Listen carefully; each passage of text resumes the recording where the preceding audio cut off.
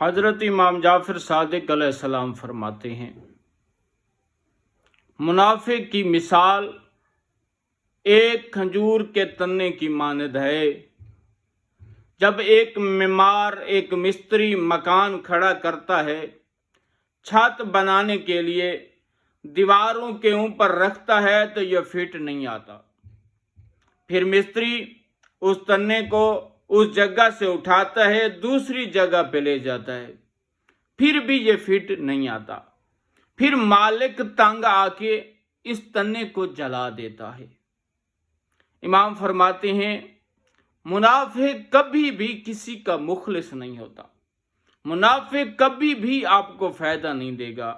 मुनाफिक का जाहिर तो शीरी होता है, मगर बातन एक जहरीला होता है।